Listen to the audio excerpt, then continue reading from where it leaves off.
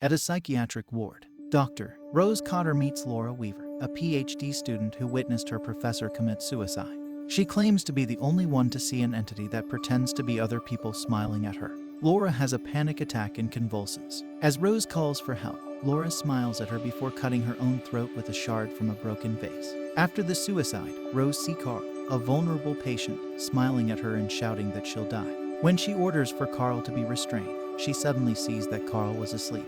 Concerned for Rose's mental well-being, her supervisor, Dr. Morgan Desai, gives her a paid week off. The supernatural events continue to harm Rose's relationship with her fiancé Trevor and her sister Holly. Holly has had a strained relationship with Holly ever since the death of her abusive mother, who overdosed and whose body was discovered by a young girl. At her nephew's birthday party, Rose's gift is replaced by her dead cat. Rose encounters an attendant smiling at her, convincing her she's cursed. After discovering that Laura's professor was smiling at her during his death, she visits her widow Victoria. Rose visits her ex, Joel, a police detective who responded to Laura's death. Going through police records, they find multiple cases of people suffering supernatural hauntings before killing themselves, smiling, and passing the hauntings on to a witness, causing a chain reaction.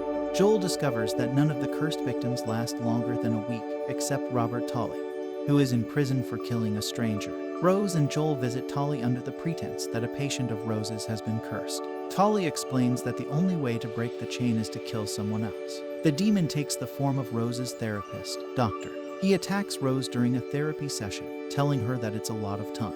Rose has a vision of murdering Carl at the hospital in front of Desai, who rips the skin off his face. After spotted a knife inside Rose's car, Desai alerts the police to her. Rose drives to her remote, abandoned family home while Joel tries to track her down. Rose is planning on depriving the demon of witnesses. It's revealed that Rose had actually found her mother shortly before she overdosed and fearfully ignored her mother begging for help.